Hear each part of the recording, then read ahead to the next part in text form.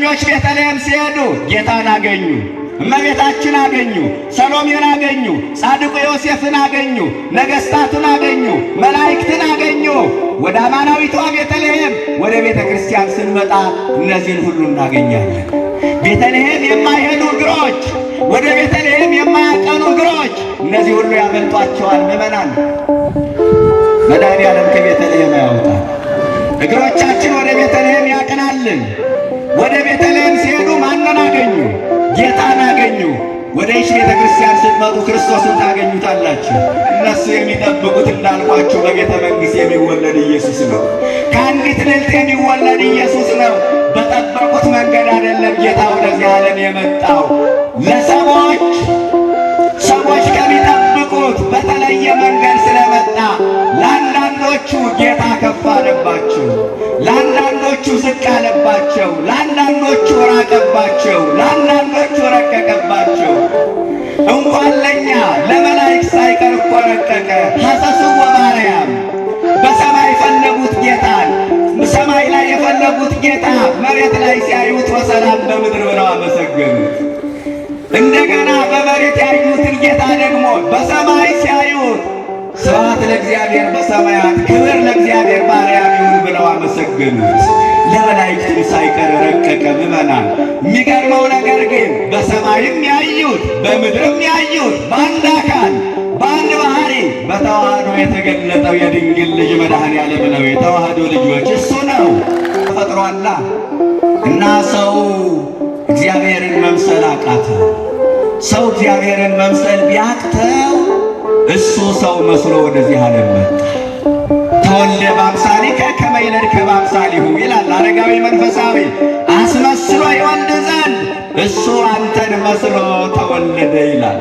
የተናቀ ማንነታችን፣ ጎስቋላ ባህሪያችን፣ በኃጢአት የቆሸሸ ሥጋችን እሱ ለበሰ። በልደቱ የተናቁ ነገሮችን ሲመርጥነ ቋሚ ቤተልሔም ስላለን በየዓመቱ ግርግም አንሰራም። አሁን ሰው ያደርገዋል፣ የሌሎቹ ነው። እኛ ግን ቋሚ ቤተልሔም አለን። ህብስቱ የሚዘጋጅባት መሥዋዕቱ የሚዘጋጅባት ስፍራ አለች። ስለዚህ ቤተልሔም ይህች ቤተ ክርስቲያን ነች። ምእመናን አባ ዘጊዮርጊስ ቋሚ ቤተልሔም ስላለን በየዓመቱ ግርግም አንሰራም። አሁን ሰው ያደርገዋል፣ የሌሎቹ ነው። እኛ ግን ቋሚ ቤተልሔም አለን። ህብስቱ የሚዘጋጅባት መሥዋዕቱ የሚዘጋጅባት ስፍራ አለች። ስለዚህ ቤተልሔም ይህች ቤተ ክርስቲያን ነች። ምእመናን አባ ዘጊዮርጊስ ዘጋስጫ ምን ይላል? ቤተልሔም ሰማይን ሆነች ይላል። በሰማይ ፀሐይ ይወጣል፣ ፀሐይ ጽድቅ ክርስቶስ ተገልጦባታልና። በሰማይ ከዋክብት ይታያሉ። ከዋክብት እነማን ናቸው? የአጥቢያ ኮከቦች ይላቸዋል መጽሐፍ መላእክትን። በቤተልሔም መላእክት ተገልጠዋልና ቤተልሔም ሰማይን ሆነች ይላል። ይህ ብቻ አይደለም። ቤተልሔም ጽርሐ አርያምን መሰለች፣ የሰማይ ሥርዓት በእሷ ተሰርቷልና ይላል። ስለዚህ ቤተልሔም ቤተ ክርስቲያን ነች። የኦርቶዶክስ ቤተ ክርስቲያን ኢየሱስን አትሰብከውም። ኢየሱስ የሚሰበከው እኛ ጋር ነው። ወደ እኛ አምልኮ ስፍራ ብትመጡ ጌታን ታገኙታላችሁ ይሏቸዋል። ለመሆኑ ጌታን ያገኘ ነው እኛ ወይስ እነሱ? ሥጋው የሚበላ በእኛ ቤት እኮ ነው። ደሙ የሚጠጣ በእኛ ቤት እኮ ነው። እኛ እኮ ክርስቶስን ያወቅነው በልተነው ነው፣ ጠጥተነው ነው። ከቃል በላይ ይህች ቤተ ክርስቲያን እኮ ክርስቶስን በድርጊት ትሰብከዋለች። ስሙ ለዘላለም የተመሰገነ ይሁን።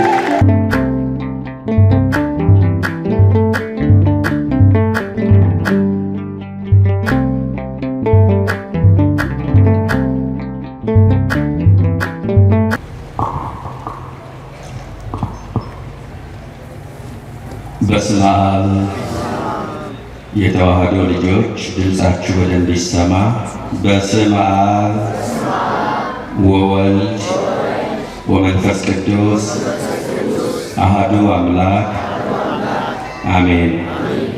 የተከበራችሁ መምህራነ ወንጌል፣ የተከበራችሁ መዘምራን፣ ከሩቅም ከቅርብም እግዚአብሔር በቸርነቱ የሰበሰባችሁ አባቶችና እናቶች፣ ወንድሞችና እህቶች፣ ሕፃናትን ጭምር እንደምን ዋላችሁ? ለበረከት የጠራን እንድናመልከው የሰበሰበን ሥጋውን ቆርሶ ደሙን አፍስሶ ያዳነን በደሙ ፈሳሽነት ነውራችን ያስወገደልን የድንግል ማርያም ልጅ የዓለም መድኃኒት አካላዊ ቃል ኢየሱስ ክርስቶስ ስሙ የከበረና የተመሰገነ ይሁን። ተወልዶላችኋል የትምህርታችን ርዕስ ነው።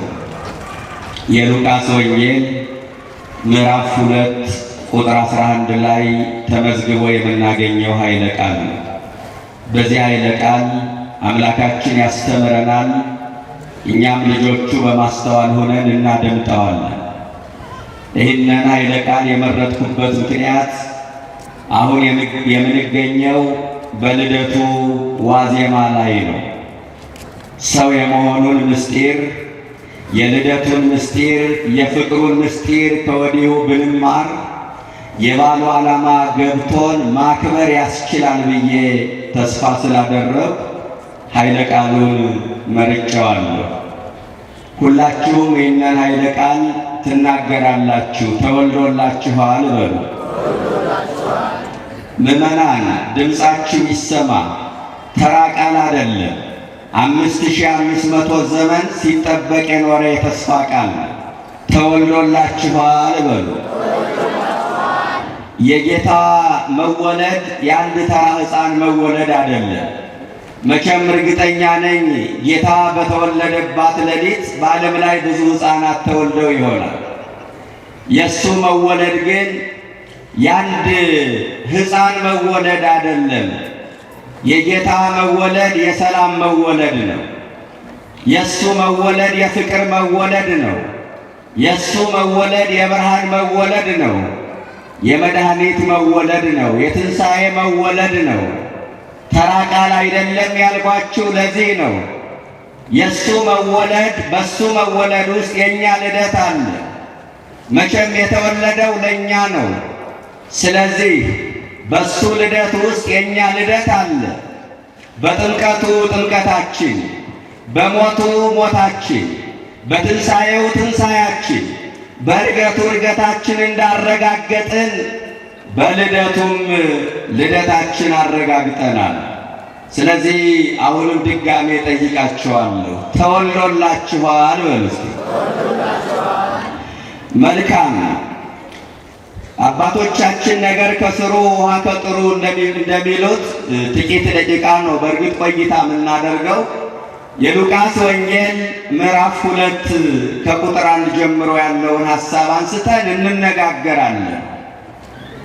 በልደቱ ሌሊት ቅዳሴ ላይ የሚነበበውን ቅዱስ ወንጌል ነው የምንማረው። እንዲህ ይላል ሲጀምር፣ ወበውእቱ መዋዕል ወፃ ትእዛዝ እምኀበ አውግስጦስ ቄሳር ከመ ይጽሐፍ ኩሉ ዓለም። በዚያን ወራት ዓለሙ ሁሉ እንዲቆጠር ከአውግስጦስ ቄሳር ትእዛዝ ወጣ ይላል። ከማን? ከአውግስጦስ ቄሳር ትእዛዝ ወጣ። አውግስጦስ ቄሳር የመላው ዓለም ገዢ ነው። የተዋህዶ ልጆች፣ ቄሳር የሚለው ስም ለሮማውያን ነገሥታት የክብር ስያሜ ነው። በሀገራችን አጼ ማለት ለነገሥታቱ የክብር ስያሜና መጠሪያ እንደነበረ እናውቃለን። ስለዚህ ቄሳር የሚለው ለሮማውያን ነገሥታት የክብር ስያሜ ነው። ኢየሱስ ክርስቶስ የተወለደው በሮማ አገዛዝ ዘመነ መንግሥት ነው። ከዛ በፊት ብዙ አገዛዞች አልፈዋል። የግብፃውያን አገዛዝ፣ የአሦራውያን አገዛዝ፣ የባቢሎናውያን አገዛዝ፣ የግሪክ አገዛዝ አልፏል። ከአገዛዝ ሁሉ መርጦ ጌታ ኢየሱስ የተወለደው በሮማውያን የአገዛዝ ዘመነ መንግሥት ነው። ይህም ምክንያት አለው ምዕመናን። ምሳሌው ሙሉ ላይሆን ይችላል። ሙሉ የሆነ ምሳሌም የለም። የሮም መንግሥት ለእግዚአብሔር አብ መንግሥትነት ምሳሌ አለ። ንጉሠ ነገሥቱ ከሮም ከተማ አይወጣም። ነገር ግን በመልእክተኞች አማካይነት ዓለምን ይገዛል። በነ ሄሮድስ በነ ጲላጦስ አማካይነት ንጉሠ ነገሥቱ ከሮም ከተማ እንደማይወጣ ሁሉ እግዚአብሔር አብም ከስፍራው አይወጣም፣ አይናወጥም። ምን ማለት ነው? ወረደ ተወለደ አይባልለትም ለእግዚአብሔር አብ። በመልእክተኞች አማካይነት ንጉሠ ነገሥቱ ዓለምን እንደሚገዛ ዓለምን እንደሚቆጣጠር ሁሉ እግዚአብሔር አብን ባሻው ጊዜ ቃሉ ወልድን ባሻው ጊዜ እስትንፋሱ መንፈስ ቅዱስን እየላከ ዓለምን ይገዛል፣ ዓለምን ይመግባል፣ ያስተዳድራል። የፀሐይ ብርሃን ከስፍራዋ አትናወጥም። ነገር ግን ከስፍራዋ ሳትናወጥ ብርሃኗን ሙቀቷን ለዓለም ታደርሳለች። ፀሐይ በትምህርተ ሥላሴ ፀሐይ ለሥላሴ ምሳሌ ሆና ቀርባለች። ፀሐይ ሦስት ሁነቶች አሏት። አካል አላት፣ ብርሃን አላት፣ ሙቀት አላት። በአካሏ አብ ይመሰላል፣ በብርሃኗ ወልድ ይመሰላል፣ በሙቀቷ መንፈስ ቅዱስ ይመሰላል። የፀሐይ አካሏን እንደማናየው ሁሉ እግዚአብሔር አብንም አላየነው። በእቅፉ ያለው አንድ እርሱ፣ በአባቱ እቅፍ ያለው እርሱ ተረከልን ስለ እርሱ እንጂ እግዚአብሔር አብን አላየነው። የፀሐይ ብርሃኗን እንደምናይ ወልድን ሥጋ ለብሶ አይተነዋል። የፀሐይ ብርሃን ከስፍራዋ ሳትናወጥ ሙቀቷን ብርሃኗን ለዓለም እንደምታደርስ ሁሉ እግዚአብሔር አብን ሙቀቱ መንፈስ ቅዱስን ብርሃኑ ወልድን እየላከ ዓለምን ይመግባል፣ ያስተዳድራል፣ ይገዛል። ኢየሱስ ክርስቶስ በሮማ ያገዛዝ ዘመነ መንግሥት የተወለደበት ምክንያት ለዚህ ነው። ምዕመናን፣ የተወለደው ደግሞ የሰው ዘር እንዲቆጠር አዋጅ በታወጀበት ዕለት ነው። ክርስቶስ የተወለደው የሰው ዘር በሚቆጠርበት ዕለት ነው። ለምን? ፍጹም አምላክ እንደመሆኑ መጠን ፍጹም ሰው ነውና የዓለም አንዱ አባል ሆኖ መቆጠር ስላለበት፣ ዜጋ ሆኖ መቆጠር ስላለበት፣ በታሪክ መዝገብ ውስጥ ገብቶ መቆጠር ስላለበት የሰው ዘር በሚቆጠርበት ዕለት መድኃኔዓለም ተወለደ። ታሪካችን ሊቀድስ ኢየሱስ ክርስቶስ በታሪካችን ውስጥ ገባ። የዘመንን ታሪክ ለሁለት ከፈለ። ዛሬ የሚያምነውም የማያምነውም ከልደተ ክርስቶስ በፊት ከልደተ ክርስቶስ በኋላ እያለ ዘመንን ይቆጥራል። ለምን? በዘመን ታሪክ ውስጥ መድኃኔዓለም ገብቷልና። ከዚህ በኋላ ይቀጥልና ሁሉም ሊጻፍ ሊቆጠር ወደ የከተማው ሄደ። ዮሴፍም ከዳዊት ቤትና ወገን ስለነበረ ከገሊላ ከናዝሬት ከተማ ተነስቶ ቤተልሔም ወደ ምትባል ወደ ዳዊት ከተማ ጸንሳ ከነበረች ከእጮኛው ከማርያም ጋር ሊቆጠር ሄደ። ከማን ጋር? ከማርያም ጋር ሊቆጠር ሄደ። ይገርማል። ወደ የት ሄደ? ወደ ቤተልሔም። ለካስ ኢየሱስ ክርስቶስ የሚወለድበት ዘመን ብቻ ሳይሆን የሚወለድበትን ቦታ ተወስኗል። ለካስ ኢየሱስ ክርስቶስ የተወለደው በቤተልሔም ነው። ለምን? የተነገረው ትንቢት መፈጸም ስላለበት። በትንቢተ ሚክያስ ምዕራፍ 5 ቁጥር 2 ላይ አንቺ ኤፍራታ ቤተልሔም በይሁዳ አእላፋት መካከል ትሆኚ ዘንድ ታናሽ ነሽ፣ ነገር ግን አወጣጡ ከቀድሞ ጀምሮ ለዘላለም የሚሆን ንጉሥ በአንቺ ይወጣልና ይላል። ቤተልሔምን ታናሽ ነሽ አላት። እንዳነሰሽ ግን አልቀረችም። ኢየሱስ ክርስቶስ ሲወለድባት ከፍ ብላለች። እንዳነስን አንቀርም። ምእመናን፣ በዝቅታ ውስጥ አንቀርም። ከፍ የምንልበት ጊዜ አለ። ቀና ቀና የምንልበት ጊዜ ይመጣል። እንኳን ሰዎችን ሀገርን ቦታን ያከብራል። እንኳን ሰውን ሀገርን ከፍ ከፍ ያደርጋል ኢየሱስ ክርስቶስ። ቤተልሔም ታናሽና የተናቀች ከተማ ነች።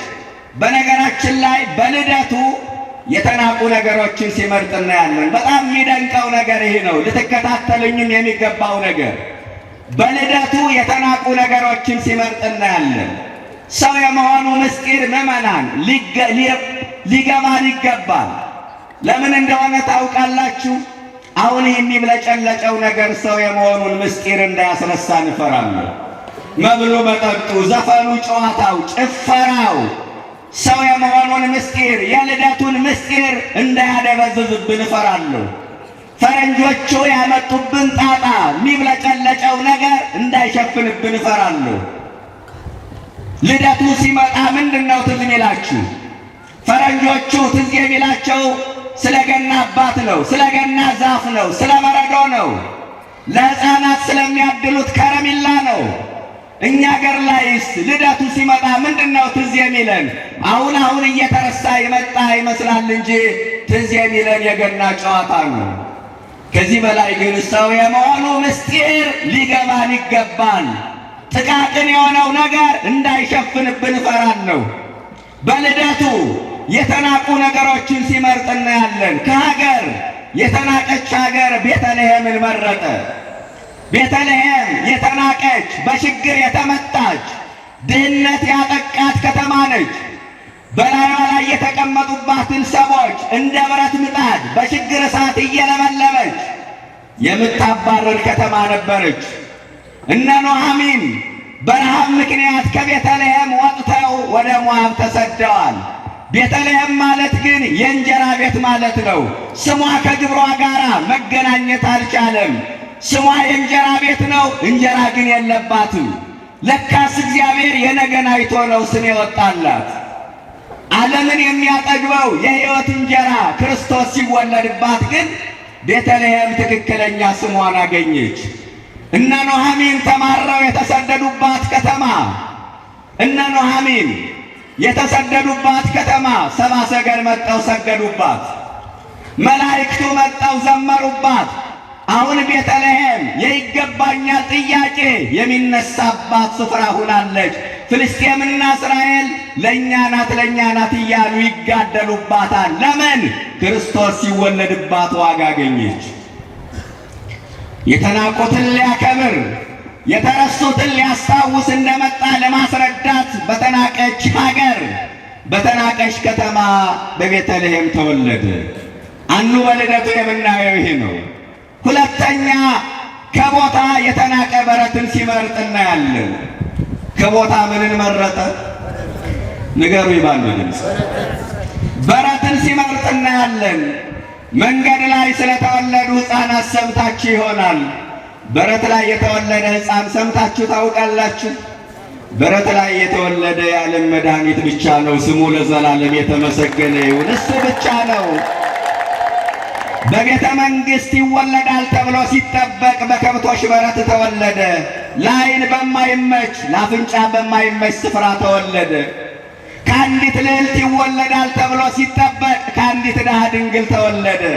ወርቀ ዘቦ ግምጫ ይለብሳል ተብሎ ሲጠበቅ በጨርቅ ተጠቀለለ። እንዲያውም ሉቃስ አሁን ቀጥሎ እናየዋለን፣ በመጠቅለያ ጠቀለለችው። ይህ መጠቅለያ አባቶቻችን ምን ብለው ይተረጉሙታል? ሰፋፊ ቅጠል። ቅዱስ ያሬድም ወከደነቶ እሙ ቆጽረ በለሶን፣ እናቱ የበለስ ቅጠል ቆርጣ ለበሰችው ይላል። ለምን? አዳም ዕፀ በለስን በልቶ ጸጋው ተገፎ ነበርና ዕፀ በለስ በልተ ጸጋ ቢገፈፍ ዕፀ በለስ ለብሼ ቅጠል ለብሼ ጸጋህን መልስልሃለሁ ሲለው መድኃኔዓለም የበለስ ቅጠል ለበሰ። ስለዚህ ወርቀ ዘቦ ግምጃ ይለብሳል ተብሎ ሲጠበቅ በጨርቅ በቅጠል ተጠቀለለ። ጦር ሰብስቦ ከሮማውያን የቅኝ አገዛዝ ነፃ ያወጣናል ተብሎ ሲጠበቅ እሱ ግን የሰላም ሰው ነበረ። ሳይታገል የጣለ ሳያቆስል የማረከ እንደ ኢየሱስ ማን አለ? ክብርና ምስጋና ለስሙ ይሁን። እንደሱ ማን አለ? በኢየሩሳሌም ይነግሣል ተብሎ ሲጠበቅ መስቀሉን ዙፋን አድርጎ ሞተ። እንደጠበቁት ሆኖ ስላልመጣላቸው የገዛ ወገኖቹ አልተቀበሉትም ይላል። ለምን? እነሱ የሚጠብቁት እንዳልኳችሁ በቤተ መንግሥት የሚወለድ ኢየሱስ ነው። ከአንዲት ልዕልት የሚወለድ ኢየሱስ ነው። በጠበቁት መንገድ አይደለም ጌታ ወደዚህ ዓለም የመጣው። ሰዎች ከሚጠብቁት በተለየ መንገድ ስለመጣ ለአንዳንዶቹ ጌታ ከፍ አለባቸው፣ ለአንዳንዶቹ ዝቅ አለባቸው፣ ለአንዳንዶቹ ራቀባቸው፣ ለአንዳንዶቹ ረቀቀባቸው። እንኳን ለኛ ለመላእክት ሳይቀር እኮ ረቀቀ። ሐሰስዎ በአርያም በሰማይ የፈለጉት ጌታን ሰማይ ላይ የፈለጉት ጌታ መሬት ላይ ሲያዩት ወሰላም በምድር ብለው አመሰገኑት። እንደገና በመሬት ያዩትን ጌታ ደግሞ በሰማይ ሲያዩት ስብሐት ለእግዚአብሔር በሰማያት ክብር ለእግዚአብሔር በአርያም ይሁን ብለው አመሰገኑት። ለመላእክቱም ሳይቀር ረቀቀ። ምዕመናን፣ የሚገርመው ነገር ግን በሰማይም ያዩት በምድርም ያዩት በአንድ አካል በአንድ ባህሪ በተዋህዶ የተገለጠው የድንግል ልጅ መድኃኔ ዓለም ነው። የተዋህዶ ልጆች እሱ ነው። ስለዚህ ከቦታ የተናቀ በረትን ሲመርጥ እናያለን። ሶስተኛ ከጾታ ሴትነትን ሲመርጥ እናያለን። ዛሬ ላይ አይደለም፣ ስለ ትናንት ነው የምነግራችሁ። አይሁድ ለሴቶች ካላቸው ንቀት የተነሳ ሴትን በዘር ሐረግ እንኳን አስገብተው አይቆጥሩም። የማቴዎስ ወንጌል ምዕራፍ 1 የክርስቶስ የዘር ሐረግ የተቆጠረበት ነው። አብርሃም ይስሐቅን ወለደ፣ ይስሐቅ ያዕቆብን ወለደ እያለ ይቀጥላል። የሚገርማችሁ ነገር የኢየሱስ ክርስቶስ የዘር ሐረግ የተቆጠረው በዮሴፍ በኩል ነው። እመቤታችን በቅጽል ከጀርባ ነው የመጣች። ለምን? ሴትን በዘር ሐረግ አስገብቶ መቁጠር ስህተት ነው በአይሁድ አስተሳሰብ። ለሴቶች ካላቸው ንቀት የተነሳ እስካሁን ድረስ የሴት ልጅ መባል ስድብ ነው አይደለ? ኢየሱስ ክርስቶስ ግን ከሴቲቱ ተወልዶ የሴት ልጅ መባል ስድብ ሳይሆን ክብር መሆኑን አስተማረን። ክብርና ምስጋና ለስሙ ይድረሰው። ክብር መሆኑን አስተማረን። የሴቶችን እኩልነት ያረጋገጡልን የዘመናችን መሪዎች አይደሉም፣ ኢየሱስ ክርስቶስ ነው። የሴቶችን መብት ያስከበሩልን የዘመናችን ባለስልጣናት አይደለም፣ ኢየሱስ ክርስቶስ ነው። ያለ ወንድ ዘር ከሴቲቱ ተወልዶ እኩልነታችሁን ያረጋገጡ። ከጾታ ሴትነትን ሲመርጥ እናያለን። ሶስተኛው ይህን። አራተኛ ከስራ እረኝነትን ሲመርጥ ታያላችሁ። ምንን ሲመርጥ? እረኝነትን ሲመርጥ ታያላችሁ። መቼም እረኝነት አሁንም ድረስ የተናቀ ስራ ነው። በግ ጠባቂን ማን ይፈልገዋል? ማንም አይፈልገውም። ኢየሱስ ክርስቶስ ግን ከጥንት ጀምሮ ከእረኞች ጋር ጉዳይ አለው። ዳዊት እረኛ ነው። ከእረኝነት ጠርቶ ለመንግሥት መረጠው። ትቢያ ላይ አስነስቶ ዙፋን ላይ አስቀምጠው። ከትቢያ አስነስቶ ዙፋን ላይ አስቀመጠው። ኮፍያውን አንስቶ ዘውድ ጫነለት። ቁምጣውን አውልቆ የክብር ልብስ አለበሰለት። ሙሴ እረኛ ነው። በኮሬብ ተመረጠ። በመጨረሻ ትልቁ እረኛ በቤተልሔም ለትንንሽ እረኞች ተገለጠ። ካህናት እያሉ ለእረኞች መገለጡ፣ ቤተ መቅደስ እያለ በበረት መወለዱ የሚያስደንቅ ነገር። ከስራ የተናቀ እረኝነትን ሲመርጥ እናያለን። አራተኛ። አምስተኛ ጎስቋላ ባህሪያችን የተናቀ ማንነታችን ደግሞ ለተዋህዶ ሲመርጠው እናያለን። ጎርጎርዮስ የተባለ ሊቅ እንዲህ ይላል፣ ቀዳሚሰ ወሀበነ አርአያሁ ክብርተ። በመጀመሪያ ክብርት ምሳሌውን ሰጥቶ ፈጠረን። ወደ ሐሪሰ ነሣ ሥጋ ስርተ፣ ኋላ ግን ጎስቋላ ባህሪያችን ገንዘብ አደረገ አለ። ሰው ማንን ይመስላል ቢባል እግዚአብሔርን ይመስላል። መላእክት እግዚአብሔርን መስለው አልተፈጠሩም። ፀሐይ፣ ጨረቃ፣ ከዋክብት በምድር ያሉ ፍጥረታት ሁሉ እግዚአብሔርን መስለው አልተፈጠሩም። 21ኛውን ስነ ፍጥረት እግዚአብሔር ሰውን በመልካችን እንደ ምሳሌያችን እንፍጠር የሚለውን ቃል ሰውሮት ቆየ 21 ፍጥረት እስኪፈጠር። 22ኛውን ስነ ፍጥረት ግን ሰውን በመልካችን እንደ ምሳሌያችን እንፍጠር አለ። ሰው ማንን ይመስላል? ምዕመናን እግዚአብሔርን ይመስላል። አያችሁ፣ ሰው እግዚአብሔርን ይመስላል። እንዴ መላእክት እኮ እግዚአብሔርን አይተውት አያውቁም ነበረ። አዳም ሲፈጠር ግን በአዳም በኩል እግዚአብሔርን አዩት። ለምን? አዳም እግዚአብሔርን መስሎ ተፈጥሯላ። እና ሰው እግዚአብሔርን መምሰል አቃተው። ሰው እግዚአብሔርን መምሰል ቢያቅተው እሱ ሰው መስሎ ወደዚህ ዓለም መጣ። ተወልደ በአምሳሊከ ከመ ይልድከ በአምሳሊሁ ይላል አረጋዊ መንፈሳዊ። አስመስሎ ይወልድ ዘንድ እሱ አንተን መስሎ ተወለደ ይላል። የተናቀ ማንነታችን፣ ጎስቋላ ባህሪያችን፣ በኃጢአት የቆሸሸ ስጋችን እሱ ለበሰ። በልደቱ የተናቁ ነገሮችን ሲመርጥ እናያለን። ስለዚህ በተናቀች ሀገር በቤተልሔም ተወለደ። ቤተልሔም ወደምትባል ወደ ዳዊት ከተማ ከእጮኛው ከማርያም ጋር ሊቆጠር ወጣ ነው የሚለው።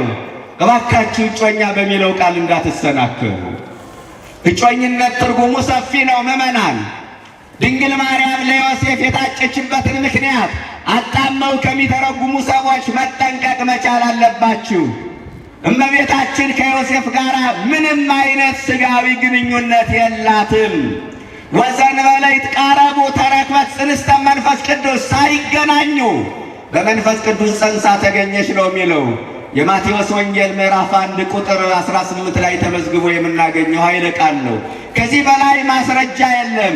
ስለ እጮኝነት ብዙ ነገር ባወራ ደስ ባለኝ፣ ጊዜ አይበቃንም። እጮኝነት ትርጉሙ ሰፊ ነው። ከእጮኛው ከማርያም ጋር ሊቆጠር ሄደ። ከዛስ በዚያም የመውለጃዋ ወራት ደረሰ ይላል ወንጌሉ። ሲነበብ ትሰሙታላችሁ የምታስቀድሱ ሰዎች። ወወለደት ወልደ ዘበኩራ፣ በዚያም የበኩር ልጇን ወለደች። የምን ልጇን? ይገርማል! እንዴት ደስ የሚል ቃል ነው። የበኩር ልጇን ወለደች። ክርስቶስ ለሶስት ነገር በኩር ይባላል። አንደኛ በድንግልና ተጸንሶ በድንግልና መወለዱ በኩር አሰኝቶታል። ሁለተኛ በተዘጋ መቃብር በታተመ መቃብር ወጥቶ መገኘቱ በኩር አሰኝቶታል። መቃብር አላስቀረውም፣ ሞትም አልሳበውም፣ መግነዝም አላዘው። ሦስተኛ በተዘጋ ቤት ገብቶ ሰላም ለእናንተ ይሁን ብሎ ለሐዋርያት ሰላምን ማብሰሩ በኩር አሰኝቶታል። የበኩር ልጇን ወለደች። ቅድመ ዓለም ያለ እናት ከአብ ተወለደ። ከዘመን በኋላ ያለ አባት ከእመቤታችን ተወለደ። አንዱ ክርስቶስ ሁለት ልደት አሉት። ለመጀመሪያው ልደቱ እናት የለውም፣ ለሁለተኛው ልደቱ አባት የለውም። ነአምን ክልኤተ ልደታተ፣ ሁለት ልደት እናምናለን አለ ቅዱስ ባስልዮስ። የመጀመሪያው ልደት የማይታይ፣ ሁለተኛው ልደት የሚታይ። የመጀመሪያው ልደት ዘላለማዊ፣ ሁለተኛው ልደት በዘመን ውስጥ የሆነ። የመጀመሪያው ልደት ረቂቅ፣ ሁለተኛው ልደት አስደናቂ። ይገርማል።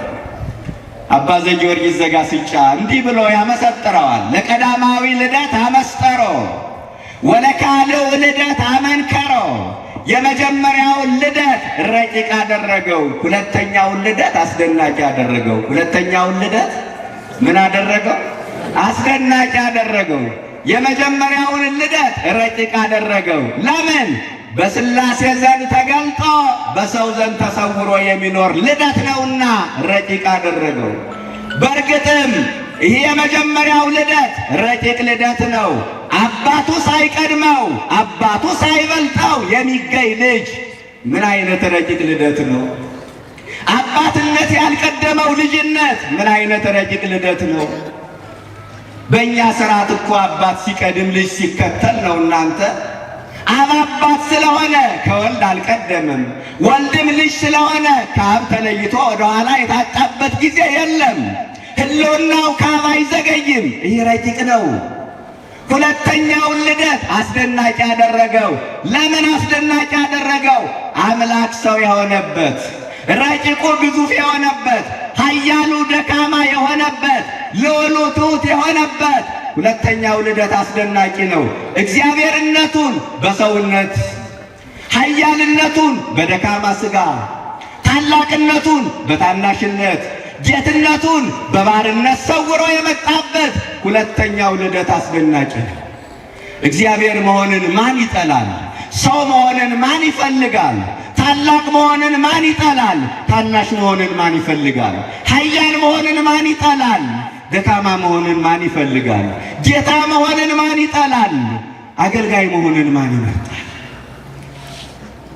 ታላቅነቱን በታናሽነት፣ እግዚአብሔርነቱን በሰውነት ሰውሮ የመጣበት ሁለተኛው ልደት አስደናቂ ነው። ትናንትም ዛሬም እግዚአብሔር ነገም ብዙ የሚያስደንቅ ነገር ያደርጋል። ከድንቆች በላይ ድንቅ ግን ምንድነው ካላችሁ፣ ሰማይና ምድር የማይወስኑት ጌታ በማኅፀነ ማርያም መወሰኑ የሚያስደንቀው ነገር ይህ ነው። የ15 ዓመት ብላቴና እንድትሸከመው መፍቀዱ ያስደንቃል። ሰማይ ዙፋኑ ምድር መደገፊያው የሆነለት ጌታ የዕለት ጽንስ ሆኖ በማኅፀነ ማርያም ማደሩ ያስደንቃል። እናንተ ጠፈር ላይ ስለወጡ ሰዎች ትደነቃላችሁ። ከዚህ በላይ የሚያስደንቀው ባለ ዙፋኑ ባለ በረስ ሲሆን ማየት ነው። ስሙ ለዘላለም የተመሰገነ ይሁን። ባለ ዙፋኑ ባለ በረስ ሲሆን ማየት ነው። ከዚህ በላይ የሚያስደንቀው ኃያል አምላክ ሕፃን ሆኖ ሲወለድ ማየት ነው። ከዚህ በላይ የሚያስደንቀው የዘላለም አባት አንድ ተብሎ ዘመን ሲቆጠርለት ማየት ነው። ከዚህ በላይ የሚያስደንቀው ዓለምን የሚመግበው ጌታ ከአንድ ታናሽ ብላቴና ሲለምን ማየቱ ነው፣ መታየቱ ነው። ይሄ ያስደንቅም የተዋህዶ ልጆች። እኔ የሚገርመኝ ነገር የእሱ መወለድ ያስደንቃል፣ የእመቤታችንም መውለድ ያስደንቃል። እግዚአብሔር ሆኖ አለቀሰ። የእሱ ማልቀስ ያስደንቃል። የእሷ ደግሞ ማባበል፣ እሹሩሩ ማለት፣ አይዞህ ማለት አያስደንቅም? በጣም ያስደንቃል እኮ ምዕመናን። የእግዚአብሔር ልጅ የሰው ልጅ ተብሎ እንዲጠራ መፍቀዱ ያስደንቃል። እኛን ወደ ሰማይ ሊያወጣ እሱ ወደ መሬት መውረዱ ያስደንቃል። እኛን በክብር ዙፋን ላይ ሊያስቀምጥ እሱ በውርደት በረት መጣሉ ያስደንቃል። እኛ ከመላእክት ጋር እንድንዘምር እሱ ከእንስሳት ጋር ማደሩ ያስደንቃል። ብዙ የሚያስደንቁ ነገሮች አሉ። እናቱን ፈጥሮ የተወለደ ልጅ አይታችሁ ታውቃላችሁ? ይህ እኮ ያስደንቃል። ድንግል ፈጣሪዋን ወለደችው፣ እርሱም እናቱን ፈጠረ። እናቱን ፈጥሮ የተወለደ ልጅ፣ እናቱን በእድሜ የሚበልጥ ልጅ፣ ከዚህ በላይ ምን የሚያስደንቅ ነገር አለ? ሁለተኛውን ልደት አስደናቂ ያደረገው አለ። ይህ ሁሉ የተከናወነበት ሁለተኛው ልደት እጅግ አስደናቂ ነው አለ።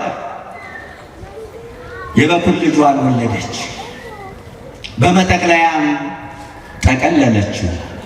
በእንግዶች ማደሪያ ስፍራ ስላልነበራቸው በግርግም አስተኛቸው። በምን አስተኛቸው? በግርግም አስተኛቸው። ለጊዜው ለእንግዶች ማደሪያ ስፍራ ስላልተገኘ ቤተልሔም በእንግዶች ተጨናንቃለች። ምዕመናን ምን ብያቸዋለሁ ቅድም? ክርስቶስ የተወለደው በየት ነው? በቤተልሔም ነው አደለ?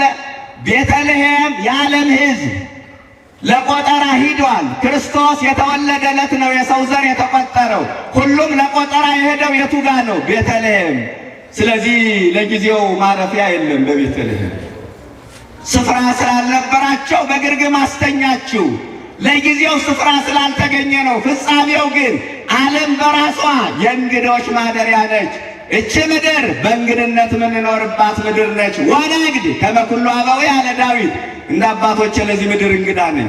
በኩንትራት የምንኖርባት ምድር ነች። እች ምድር ስደተኛ ጣቢያ ነች። ይች ዓለም ምዕመናን ስደተኛ ጣቢያ ታውቃላችሁ? ሰው ስደተኛ ጣቢያ ላይ ይቆያል እንጂ አይኖርበትም።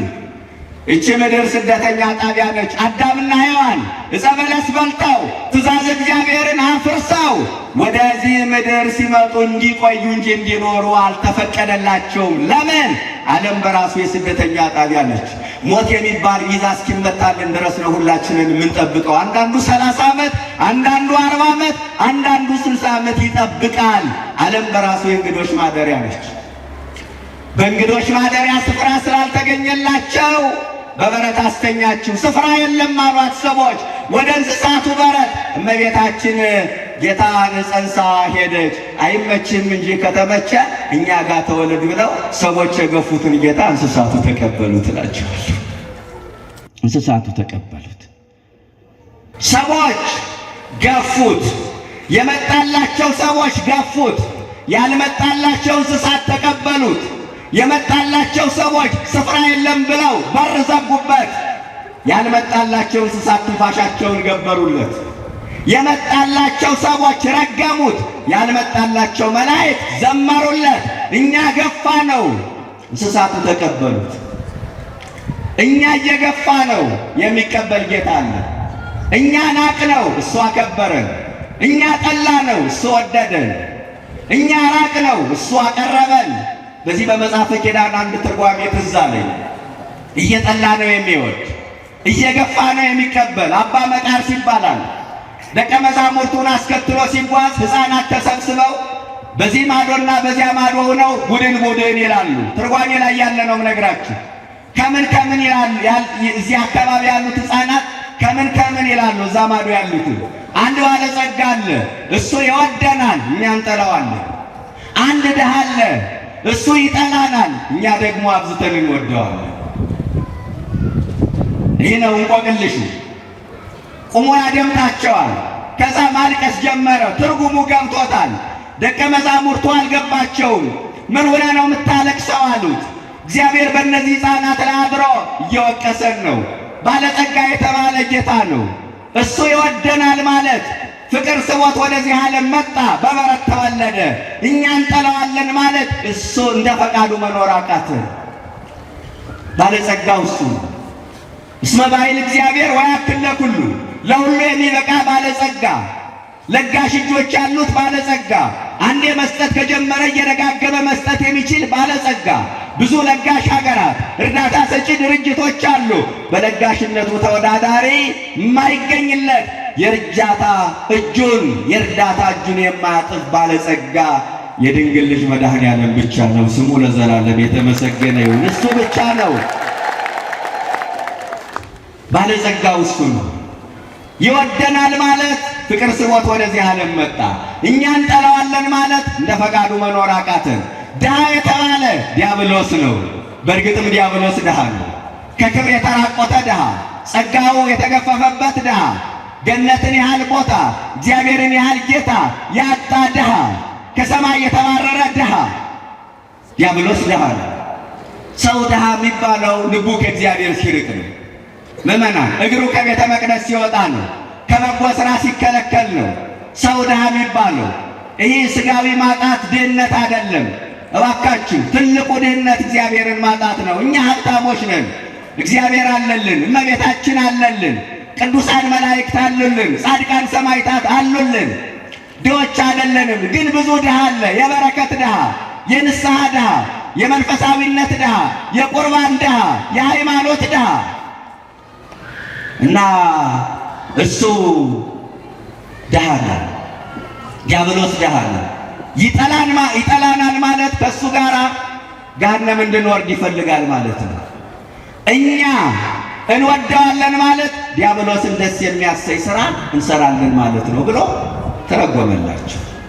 እየጠላ ነው የሚወደን፣ እየገፋ ነው የሚቀበልን ማለት ይህ ነው። በእንግዶች ማደሪያ ስፍራ ስላልነበራቸው በግርግም አስተኛችሁ። እመቤታችን ጌታን ጸንሳ ወደ ሰዎች ሂዳ ስፍራ የለም ሲሏት ከሷ ጀርባ ማንን ነው እየከለከሉ ያሉት? ከሷ ጀርባ ለማን ነው ስፍራ የለም ያሉት? ንገሩ። ለኢየሱስ ክርስቶስ ነው አይደለ? አያችሁ፣ ስፍራ የለም ያሉ እሷን የመለሱ ነው የመሰላቸው። ግን የመለሱት በሆዷ ያለውን ኢየሱስ ክርስቶስን። ለድንግል ማርያም ስፍራ የሌለው ትውልድ ለክርስቶስ ስፍራ ይኖረዋል ተብሎ አይታሰብም። እመቤታችን ቢቀበሉ ኑሮ ጌታን ይቀበሉ ነበረ። እመቤታችን ያልተቀበለ ትውልድ ጌታን ይቀበለዋል ተብሎ አይታሰብም። ዛሬ ዓለም ለጌታ ለእመቤታችን ስፍራ የለውም። በእንግዶች ማደሪያ ስፍራ ስላልነበራቸው በግርግም አስተኛችው። ከዛ በዛች ሌሊት መንጋቸውን የሚያጠብቁ እረኞች ነበሩ። የጌታ ክብር በዙሪያቸው አበራ።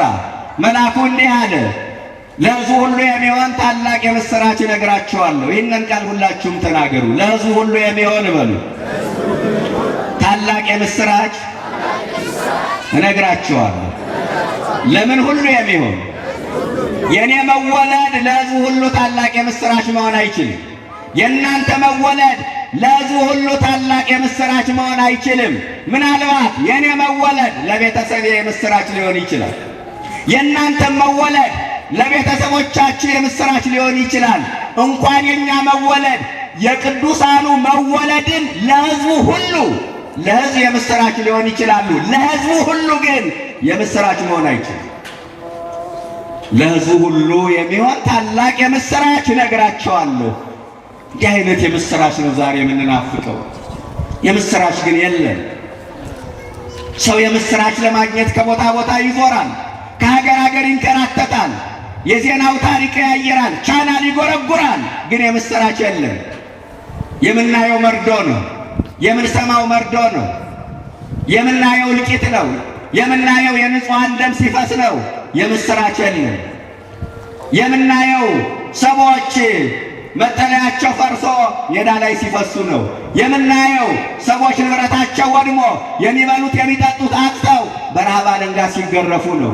የምናየው ዳቦ በልተው ያልጠገቡ ቦርቀው ያልጠገቡ ሕፃናት ለአሞራ ምሳ ለጅብ ራስ ሲሆኑ ነው። የምናየው ሰው ፈልጎ ባልተወለደበት ቋንቋ አንገት በሰይፍ ሲቀላ ማየት ነው። የምናየው የክርስቲያን አስከሬን የትም ቦታ ተበታትኖ ሲቀር ማየት ነው። የምናየው ተወልደው ካደጉበት ለዓመታት ከኖሩበት ቀያቸው መጤነሽ መጤነ ተብለው ሲፈናቀሉ ማየት ነው። አንዱ ፈተና ሲያል ሌላው ፈተና ይመጣል። አንዱ ችግር ሲያል ሌላው ችግር ይመጣል። አንዱን ጉድ ብለን ሳንጨርስ ሌላ ጉድ እንሰማለን። በአንዱ መከራ ተገርመን ሳናበቃ ሌላ መከራ ይጠብቀናል። የምስራች የለም። ይሄ የምስራች ግን ልብን የሚያሞቅ የምስራች ነው። ይሄ የምስራች ግን ሐዘንን በደስታ የሚለውጥ ትካዜን የሚያርቅ የሚያጽናና የምስራች ነው። ለሕዝብ ሁሉ የሚሆን የምስራች ሰምታችሁ ታውቃላችሁ? የዳቦ ዋጋ ቀነሰ ቢባል ለሕዝብ ሁሉ የምስራች ሊሆን አይችልም። ለሀብታሞች የምስራቻቸው አይደለም። ምናልባት ለድሆች የምስራች ሊሆን ይችላል። የነዳጅ ዋጋ ቀነሰ ቢባል ለሕዝብ ሁሉ የምስራች አይሆንም። ላላቸው ሀብታሞች ጉዳያቸው አይደለም። ምናልባት ለድሆች የምስራች ሊሆን ይችላል። የመድኃኒት ዋጋ ቀነሰ ቢባል ለሕዝብ ሁሉ የምስራች አይሆንም። ለበሽተኞች የምስራች ሊሆን ይችላል። አለሁ አለሁ ለሚሉ ወጣቶች ግን የምስራች አይሆንም። ይህን ያህል ሺህ ሰው የሚይዝ ስታዲየም ተገነባ ቢባል ለሕዝብ ሁሉ የምስራች ሊሆን አይችልም። ለወጣቱ የምስራች ሊሆን ይችላል። ኪራይ ላይ ሶል ለሚሉ እናቶች ግን የምስራች ሊሆን አይችልም። የሕዝብ ሁሉ የሚሆን ታላቅ የምስራች ዛሬ በዳዊት ከተማ እርሱም መድኃኒት የሆነው ጌታ ተወልዶላችኋል ነው። የተዋህዶ ልጆች ተወልዶላችኋል። በቃ የሚያካትተው የምስራች ይህ ነው። ሁሉንም ሊያግባባ የሚችል የምስራች የጌታ መወለድ ብቻ ነው። ለሕዝብ ሁሉ የሚሆን ታላቅ የምስራች እነግራችኋለሁ። እርሱም በዳዊት ከተማ መድኃኒት ክርስቶስ ተወልዶላችኋል። እያሳጠርኩት ልሂድ። 10 ደቂቃ ብቻ ታግሱ። ያንንም ላልቆይ ይችላል። ከዛ ምልክቱም እንዲህ ይሆንላችኋል፣ ይህም ምልክት ይሆንላችኋል ይላል ሉቃስ ሲናገር። ሕፃን ተጠቅልሎ በግርግም ተኝቶ ታገኙታላችሁ። ሕፃን ምን ብሎ ተጠቅልሎ፣ ሕፃን ተጠቅልሎ በግርግም ተኝቶ ታገኙታላችሁ። ይገርማል። ሉቃስ ሕፃን ይለዋል፣ ማቴዎስ ደግሞ የተወለደው ንጉሥ ይላል። ይገርማል። ዘገባቸው በራሱ ይደንቃል። ሉቃስ ሕፃን ይለዋል የተወለደውን፣ ማቴዎስ ደግሞ የተወለደው የአይሁድ ንጉሥ ወዴት ነው ይላል። ቢወለድ አንድ ሕፃን አልጋ ወራሽ ሆኖ ይወለዳል እንጂ ንጉሥ ሆኖ ይወለዳል እንዴ? ከመወለዱ በፊት ንጉሥ፣ ሲወለድ ንጉሥ፣ ከተወለደ በኋላ ለዘላለም ንጉሥ ኢየሱስ ክርስቶስ ብቻ ነው። የተዋህዶ ልጆች እሱ ብቻ ነው ለዘላለም ንጉሥ። በሚታይ ዕድሜ ቢሆን ለዚህ ሕፃን 70 ሰገል ወድቀው አይሰግዱለትም ነበረ። በሚታይ ሕፃንነት ግን ዘላለማዊ አባትነት አለ። በሚታይ ሕፃንነት ዘላለማዊ ንግሥና አለ። በሚታይ ሕፃንነት ዘላለማዊ አምላክነት አለ። ስለዚህ 70 ሰገል ዘውዳቸውን አንስተው ለዚህ ሕፃን መሬት ላይ ተነጥፈው ሰገዱለት። ለምን ካላችሁ በሚታይ ሕፃንነት ዘላለማዊ አባትነት አለና። ሉቃስ ሕፃን አለው። ኢሳይያስም እንደዛ ነው የሚለው በትንቢተ ኢሳይያስ ምዕራፍ 9 ቁጥር 6 ላይ ሕፃን ተወልዶልናል ወንድ ልጅም ተሰጥቶናል አለ። ተወልዶልናል ነው ያለው። ሕፃን ወለደች አይደለም የሚለው እመቤታችን። የተወለደው ለሷ ብቻ አይደለም ለሁላችንንም ጭምር ነው። ሕፃን ተወልዶልናል ወንድ ልጅ ተሰጥቶናል አለ። ሰጪው ስጦታ ሆኖ መጣ። ሚደንቅ እኮ ነው። ብዙ ነገር ሰጥቶናል። በመጨረሻ ራሱ ስጦታ ሆኖ መጣ። እኛ ያልሰጠነው፣ እኛ የከለከልንበት፣ እኛ ያላደረግንለት ብዙ ነገር አለ። እሱ ብዙ ነገር ሰጠን። በመጨረሻ ሰጪው ስጦታ ሆኖ መጣ። ክብርና ምስጋና ለስሙ ይሁን። ስጦታ ሆኖ መጣ። ምልክትም ይህም ምልክት ይሆንላችኋል። ምልክቷ ድንግል ማርያም እኮ ነች። እናንተ ራሱ እግዚአብሔር ምልክት ይሰጣችኋል ብሎ በኢሳይያስ በኩል የተናገረላት ምልክት እሷ ነች እኮ። ለምን? አውራ ጣቱን ያሰረችው እሷ ነቻ። በግርግም ያስተኛችው እሷ ነቻ። በጨርቅ የተጠቀለለችው እሷ ነቻ። ይህም ምልክት ይሆንላቸዋል፣ ሕፃን ተጠቅልሎ በግርግም ተኝቶ ታገኙታላችሁ ብሎ መልአኩ ለእረኞች ነገራቸው።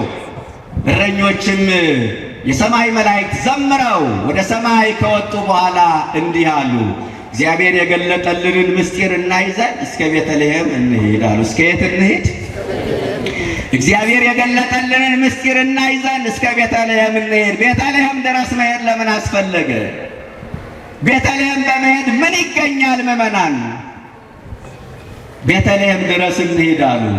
ለካስ ወደ ቤተልሔም ሲሄዱ ቁጥር 15 ላይ ማርያምንና ዮሴፍን ሕፃኑን በግርግም ተኝተው አገኟቸው ይላል። ክብርና ምስጋና ለስሙ ይድረሰው። ማርያምንና ዮሴፍን ሕፃኑን በግርግም ተኝተው አገኟቸው።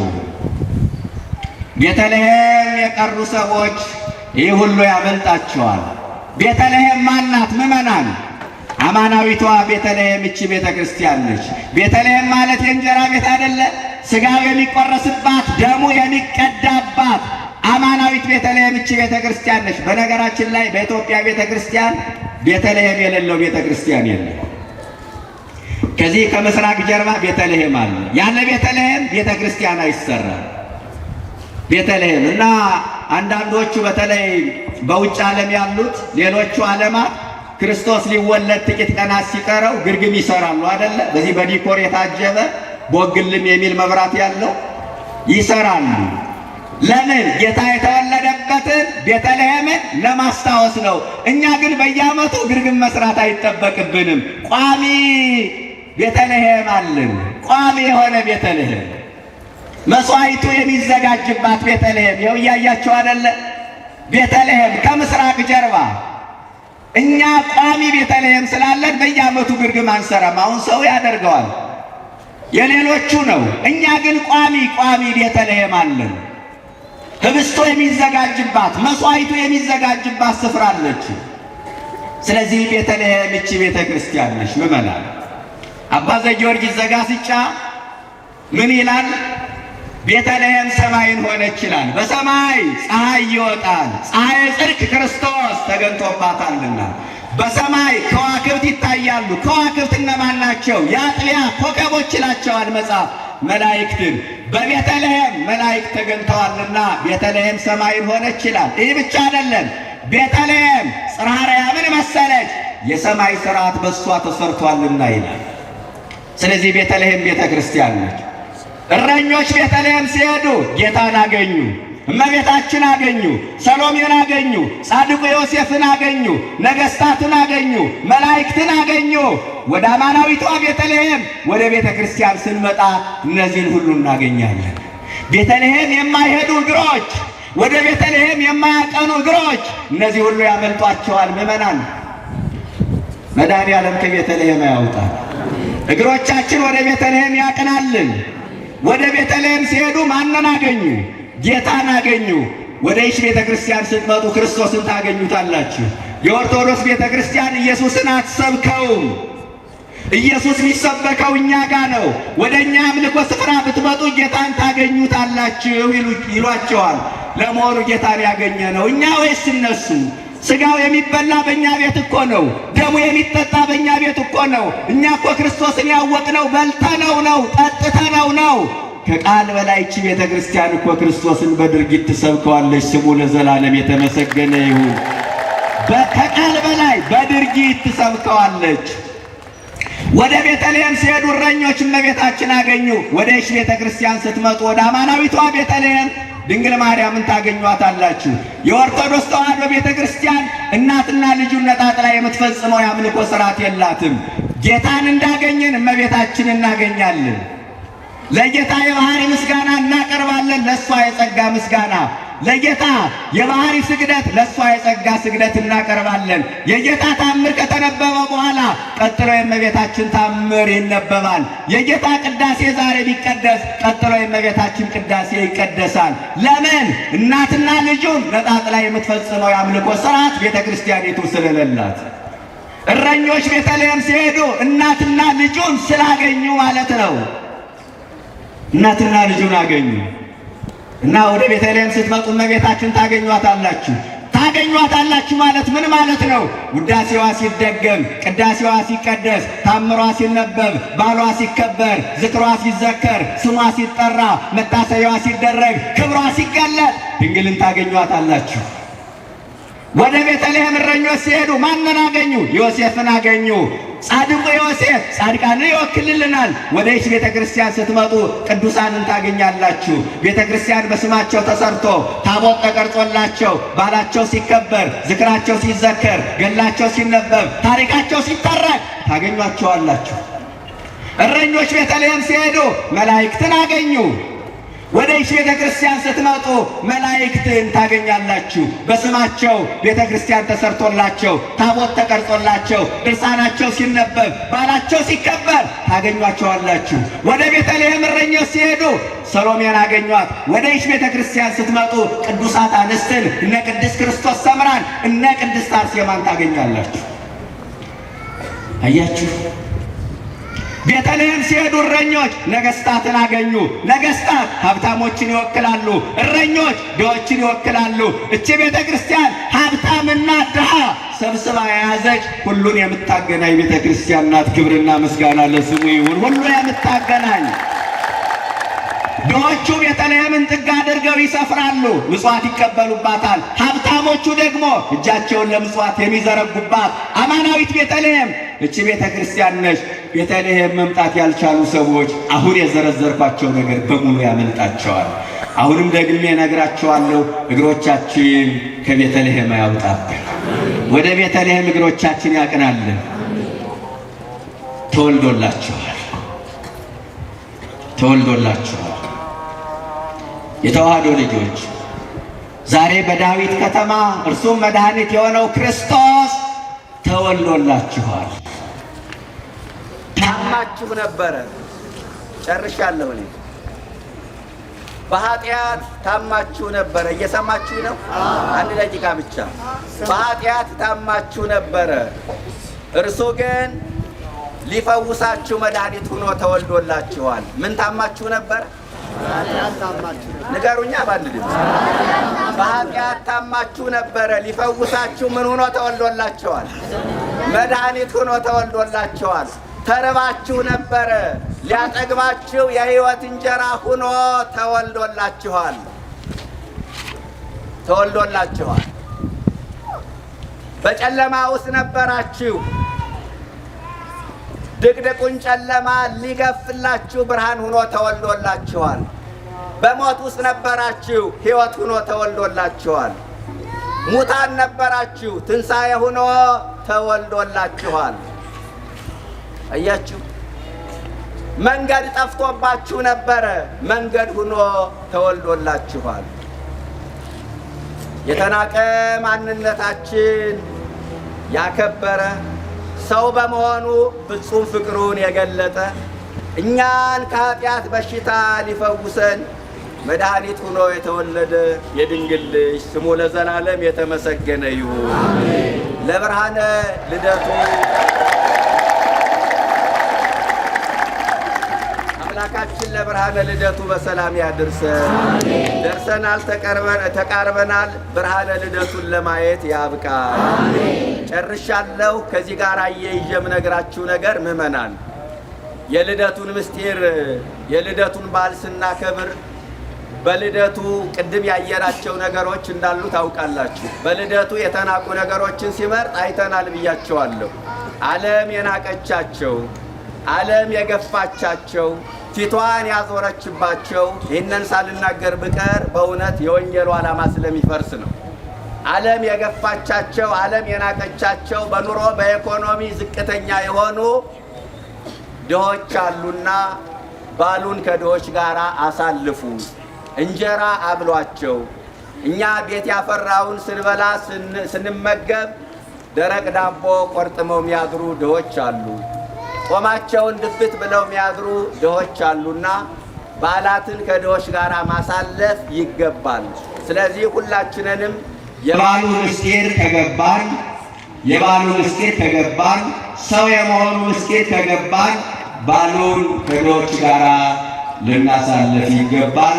ያስተማረን የገሰጸን አምላካችን ስሙ የተመሰገነ ይሁን። ወስብሐት ለእግዚአብሔር። እግዚአብሔር ይስጥልን።